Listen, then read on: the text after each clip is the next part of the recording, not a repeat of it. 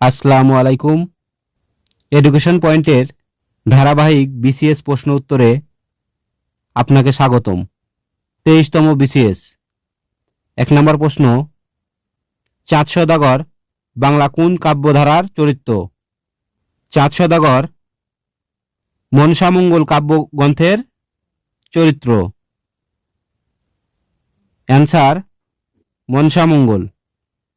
মনসামঙ্গলের আদিকবি ছিলেন কানা হরিদত্ত। 2 নম্বর প্রশ্ন, ইউসুফ জুলেখা প্রণয় কাব্য অনুবাদ করেছেন শাহ মোহাম্মদ সগীর। অ্যান্সার শাহ মোহাম্মদ সগীর। 3 নম্বর প্রশ্ন, ঈশ্বরচন্দ্র বিদ্যাসাগরের ভ্রান্তিবিলাস কোন নাটকের গদ্য অনুবাদ? ঈশ্বরচন্দ্র বিদ্যাসাগরের ভ্রান্তিবিলাস এটি ছিল কমেডি অফ এরর্সের অনুবাদ। Answer comedy of errors. কখনো উপন্যাস লেখেননি এমন ব্যক্তি হলেন সুধীন্দ্রনাথ দত্ত। দুধে ভাতে উৎপাত গল্পগ্রন্থের রচয়িতা হলেন আখতারুজ্জামান ইলিয়াস। 6 নম্বর প্রশ্ন, রোহিণী, বিনোদিনী, কিরণময়ী কোন গ্রন্থগুচ্ছের চরিত্র? রোহিণী ছিল কৃষ্ণকান্তের উইল উপন্যাসের নায়িকা। বিনোদিনী ছিল রবীন্দ্রনাথের চোখের বালির নায়িকা এবং কিরণময়ী ছিল চরিত্রহীন উপন্যাসের নায়িকা। অ্যান্সার কৃষ্ণকান্তের উইল, চোখের বালি চরিত্রহীন। 7 নম্বর প্রশ্ন, প্রথম বাংলা থিসরাস বা সমার্থক শব্দের অভিধান সংকলন করেছেন মোহাম্মদ হাবিবুর রহমান। অ্যান্সার গ। অনেকেই হয়তো অ্যান্সার ক কে প্রিফার করতে পারেন।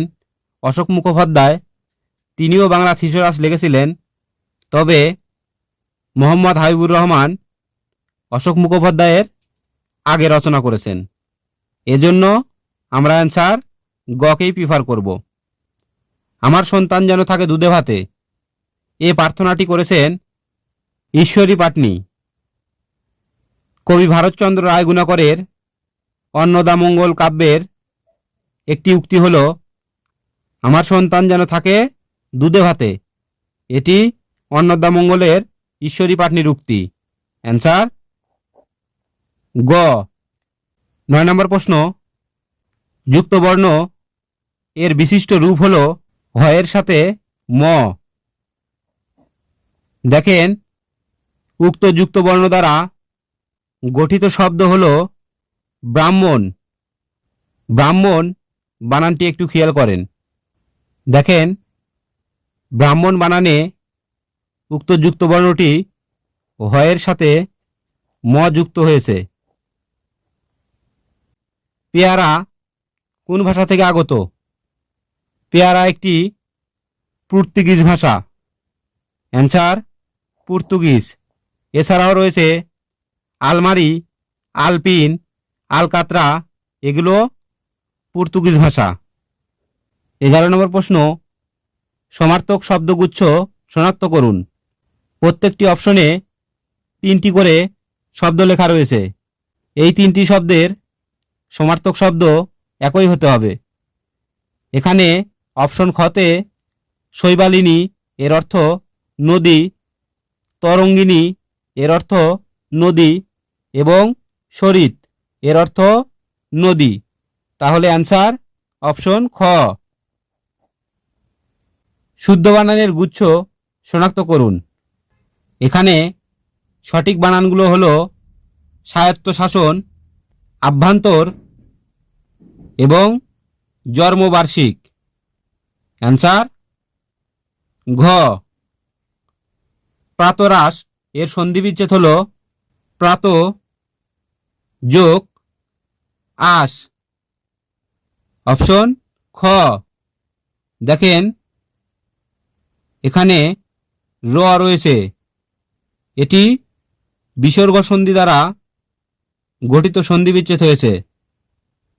বিসর্গ সন্ধি এর নিয়ম হলো 3টি স এবং র থাকলে এটি বিসর্গ সন্ধি হয়।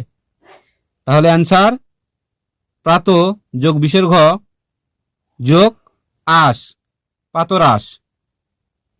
রাম গরুণের থানা এর অর্থ হলো গোমরামুখ লোক। যে পদে বাক্যের ক্রিয়াপদটির গুণ, প্রকৃতি, তীব্রতা এবং প্রকৃতিগত অর্থ বোঝায় তাকে বলা হয় ক্রিয়াবিশেষ্য। ইংরেজি অংশের অ্যাডভার্ব। অ্যাডভার্বের সংজ্ঞা যে ওয়ার্ড ভার্বকে মডিফাই করে তাকে বলে অ্যাডভার্ব। এখানে ক্রিয়াপদটির গুণ, সেহেতু এটি একটি অ্যাডভার্ব অর্থাৎ ক্রিয়া বিশেষণ।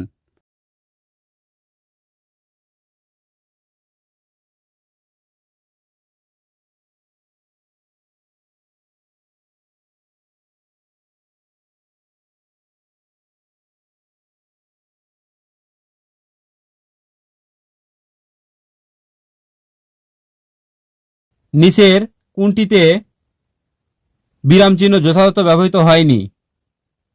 এখানে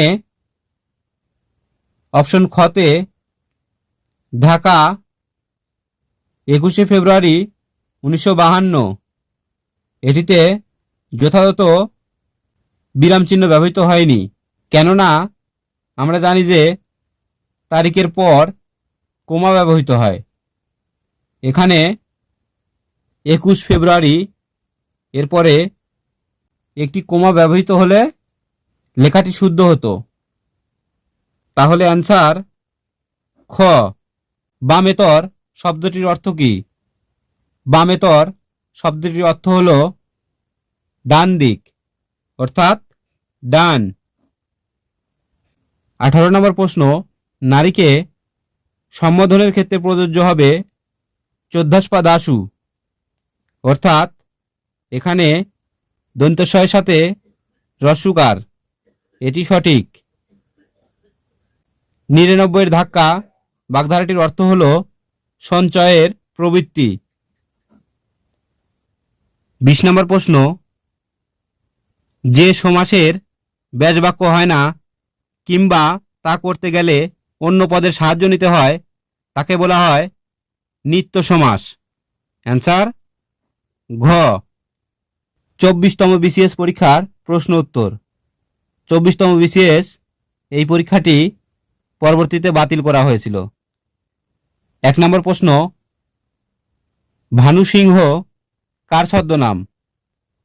ভানু সিংহ, অনিলা দেবী এগুলো ছিল রবীন্দ্রনাথ ঠাকুরের ছদ্মনাম। 2 নম্বর প্রশ্ন, সুন্দর মাত্রই একটা আকর্ষণ শক্তি আছে, এই বাক্যে সুন্দর শব্দটি কোন পদ? দেখেন সুন্দর এটি সাবজেক্টের জায়গায় বসেছে, অর্থাৎ এটি একটি নাউন। নাউন হলে এটি একটি বিশেষ্য পদ। সাম্য গ্রন্থের রচয়িতাকে? সাম্য গ্রন্থের রচয়িতা বঙ্কিমচন্দ্র চট্টোপাধ্যায়। 4 নম্বর প্রশ্ন, কোন গ্রন্থটি ইয়াকুব আলী চৌধুরী প্রণীত? ইয়াকুব আলী চৌধুরী প্রণীত গ্রন্থটি হল মানব মুকুট। অ্যান্সার ঘ। সিকান্দার আবু জাফর সম্পাদিত পত্রিকাটির নাম কি? সিকান্দার আবু জাফর তিনি সম্পাদক ছিলেন সমকাল পত্রিকার। অ্যান্সার খ। ফণিমনসা কাব্যের রচয়িতাকে? ফণিমনসা এটি রচনা করেছেন আমাদের জাতীয় কবি কাজী নজরুল ইসলাম। 7 নম্বর প্রশ্ন, বীরবলের হালখাতা গ্রন্থটি কোন ধরনের রচনা? বীরবলের হালখাতা এটি লিখেছেন প্রমোদ চৌধুরী, এটি একটি প্রবন্ধ গ্রন্থ। 8 নম্বর প্রশ্ন, বাংলা একাডেমির আঞ্চলিক অভিধান সম্পাদনা করেন কে? বাংলা একাডেমির আঞ্চলিক অভিধান সম্পাদনা করেন ডক্টর মোহাম্মদ শহীদুল্লাহ। 9 নম্বর প্রশ্ন, সনেটের কটি অংশ? বাংলায় সনেট রচয়িতা করেছেন মাইকেল মধুসূদন দত্ত। সনেট হল 14 লাইনের কবিতা। সনেট কবিতার প্রথম 8 লাইনকে বলে অষ্টক এবং শেষের 6 লাইনকে বলে ষষ্ঠক। তাহলে সনেটের কটি অংশ? 2টি অংশ। কাঁচি কোন ধরনের শব্দ? কাঁচি হলো তুর্কি শব্দ। তুর্কি শব্দের মধ্যে এছাড়াও রয়েছে বাবা। বাবা একটি তুর্কি শব্দ। 11 নম্বর প্রশ্ন, কাটা কুঞ্জে বসি তুই গাথিবি মালিকা, দিয়া গেনু ভালে তোর বেদনার টিকা। এই উদ্ভিদাংশটি কোন কবির রচনা? এই উদ্ভিদাংশটি রচনা করেছেন কবি কাজী নজরুল ইসলাম। 12 নম্বর প্রশ্ন, অধিকরণ কারকের সপ্তম বিভক্তির উদাহরণ আছে কোন বাক্যটিতে? দেখেন, অধিকরণ কারক চিনার উপায় হলো স্থান, কাল এবং পাত্র থাকবে। তাহলে অপশনগুলোর মধ্যে আকাশে কোন একটি জায়গা বোঝাচ্ছে এবং একার থাকায় এটি সপ্তমী বিভক্তি। আকাশে তো রাখি নাই মোর উড়িবার ইতিহাস। অ্যান্সার ঘ। 13 নম্বর প্রশ্ন, কোন সাহিত্য দাসের মর্মে নৈরাজ্যবাদ আছে? এখানে উত্তরাধুনিকতাবাদ সাহিত্য দাসের মর্মে নৈরাজ্যবাদ আছে। 14 নম্বর প্রশ্ন, কাশবনের কন্যা গ্রন্থটির লেখককে? কাশবনের কন্যা লিখেছেন শামসুদ্দিন আবুল কালাম। অ্যান্সার শামসুদ্দিন আবুল কালাম। সাতশতবঙ্গ গ্রন্থটির রচয়িতাকে? সাতশতবঙ্গ গ্রন্থটি রচনা করেছেন কাজী আব্দুল ওয়াদুদ। অ্যান্সার কাজী আব্দুল ওয়াদুদ। 16 নম্বর প্রশ্ন, বেটাইম শব্দটি গঠিত হয়েছে ফার্সি ও ইংরেজি শব্দে। দেখেন, বে এবং টাইম, টাইম একটি ইংরেজি শব্দ এবং বে এটি ফার্সি। ফার্সি এবং ইংরেজি শব্দে বে টাইম শব্দটি গঠিত হয়েছে। হাত ভারী বাগধারার অর্থ হলো কৃপণ। হাত ভারী মানে কৃপণ ব্যক্তি। লাশ কোন ধরনের শব্দ? লাশ একটি নাউন, সেহেতু এটি বিশেষ্য। 19 নম্বর প্রশ্ন, ঢাকার মুসলিম সাহিত্য সমাজ এর প্রতিষ্ঠা কোন খ্রিস্টাব্দে হয়েছে? ঢাকার মুসলিম সাহিত্য সমাজ গঠিত হয়েছে 1926 সালে। সঞ্চিতা কোন কবির কাব্য সংকলন? সঞ্চিতা লিখেছেন কবি কাজী নজরুল ইসলাম, কিন্তু সঞ্চয়িতা লিখেছেন কবিগুরু রবীন্দ্রনাথ ঠাকুর। সঞ্চিতা এবং সঞ্চয়িতা এই শব্দ দুটি পরীক্ষার হলে সচরাচর ভুল হয়ে থাকে। সহজভাবে মনে রাখার উপায় হলো সঞ্চিতা এর বানানে বর্ণ কম রয়েছে তাই এটি ছোট, এবং সঞ্চয়িতা এর বানানে বর্ণ বেশি রয়েছে তাই এটি বড়। তাহলে যেটি ছোট সেটি লিখেছেন কাজী নজরুল ইসলাম, যেটি বড় সেটি লিখেছেন রবীন্দ্রনাথ ঠাকুর। বাংলা ভাষার ইতিবৃত্ত কে রচনা করেন? বাংলা ভাষার ইতিবৃত্ত রচনা করেন ডক্টর মোহাম্মদ শহীদুল্লাহ। 2 নম্বর প্রশ্ন, রবীন্দ্রনাথের কোন গ্রন্থটি একটি উপন্যাস? এখানে শেষের কবিতা একটি উপন্যাস। প্রশ্নটি প্রায় সব ধরনের পরীক্ষায় এসে থাকে। রাইফেল রুটি আওরাত উপন্যাসের রচয়িতা কে? রাইফেল রুটি আওরাত উপন্যাসটির রচয়িতা হলেন আনোয়ার পাশা। জসীমউদ্দীনের প্রথম প্রকাশিত কাব্যগ্রন্থ কোনটি? জসীমউদ্দীনের প্রথম প্রকাশিত কাব্যগ্রন্থ হল রাখালি। কাজী নজরুল ইসলামের উপন্যাস কোনটি? এখানে কাজী নজরুল ইসলামের উপন্যাস মৃত্যু ক্ষুধা। 6 নম্বর প্রশ্ন, মা যে জননী কান্দে কোন ধরনের রচনা? এটি একটি কাব্যগ্রন্থ। 7 নম্বর প্রশ্ন, শরৎচন্দ্রের কোন উপন্যাসটি সরকার কর্তৃক বাজেয়াপ্ত হয়েছিল? শরৎচন্দ্রের পথের দাবি উপন্যাসটি সরকার কর্তৃক বাজেয়াপ্ত হয়েছিল। 8 নম্বর প্রশ্ন, কোনটি ঠিক? অপশনগুলোর মধ্যে বহিপীর, যেটি লিখেছেন সৈয়দ অলিউল্লাহ, এটি একটি নাটক। কোন গ্রন্থটির রচয়িতা এস ওয়াজেদ আলী? এস ওয়াজেদ আলীর রচয়িতা গ্রন্থটি হল ভবিষ্যতের বাঙালি। 10 নম্বর প্রশ্ন, কাজী নজরুল ইসলামের নামের সাথে জড়িত ধূমকেতু কোন ধরনের প্রকাশনা? ধূমকেতু ছিল একটি পত্রিকার নাম। ভাষা মানুষের মুখ থেকে কলমের মুখে আসে, উল্টোটা করতে গেলে মুখে শুধু কালি পড়ে। কে বলেছেন? এটি বলেছেন প্রমোদ চৌধুরী। জঙ্গম এর বিপরীতার্থক শব্দ হল স্থাবর। উৎকর্ষতা কি কারণে অশুদ্ধ? এটি হল প্রত্যয়জনিত অশুদ্ধ। এখানে হবে শুধু উৎকর্ষ। 14 নম্বর প্রশ্ন, তুমি না বলেছিলে আগামীকাল আসবে? এখানে না এর ব্যবহারিক অর্থ হল হ্যাঁ বাচক। 15 নম্বর প্রশ্ন, কার মাথায় হাত বুলিয়েছ? এখানে মাথা শব্দের অর্থ হল ফাঁকি দেয়া।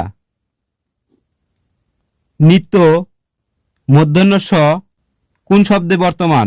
নিত্য মূর্ধন্য ষ আষাঢ় শব্দে বর্তমান। অক্ষির সমীপে, এটির এক কথা প্রকাশ হল সমক্ষ। উপসর্গের সঙ্গে প্রত্যয়ের পার্থক্য হল উপসর্গ থাকে সামনে এবং প্রত্যয় থাকে পিছনে। তুমি এতক্ষণ কি করেছ? এই বাক্যে কি কোন পদ? এই বাক্যে কি হল সর্বনাম পদ। 20 নম্বর প্রশ্ন, আকাশে তো রাখি নাই মোর উড়িবার ইতিহাস। এই বাক্যে আকাশে শব্দটি কোন কারকে কোন বিভক্তি? আকাশে এটি একটি স্থান, সুতরাং এটি একটি অধিকরণ কারক এবং শেষে একার রয়েছে, তাই এটি সপ্তমী বিভক্তি। 25তম বিসিএস পরীক্ষার প্রশ্ন উত্তর। বাংলা সাহিত্যের প্রথম ইতিহাস বিষয়ক গ্রন্থ কে রচনা করেন? বাংলা সাহিত্যের প্রথম ইতিহাস বিষয়ক গ্রন্থ রচনা করেন দীনেশচন্দ্র সেন। 2 নম্বর প্রশ্ন, উত্তম পুরুষ উপন্যাসের রচয়িতা কে? উত্তম পুরুষ লিখেছেন রশিদ করিম। কাশবনের কন্যা এটি কোন ধরনের রচনা? কাশবনের কন্যা এটি লিখেছেন শামসুদ্দিন আবুল কালাম। এটি একটি উপন্যাস। 4 নম্বর প্রশ্ন, সন্ধ্যার আগে ঝিলিমিলি ঝিলমের টোটখানি বাঁকা। রবীন্দ্রনাথের কোন কাব্যের কবিতা এটি? রবীন্দ্রনাথের বলাকা কাব্যের কবিতা হল সন্ধ্যার আগে ঝিলিমিলি ঝিলিমের চোটখানি বাঁকা। মৃন্ময়ী রবীন্দ্রনাথ ঠাকুরের কোন ছোট গল্পের নায়িকা?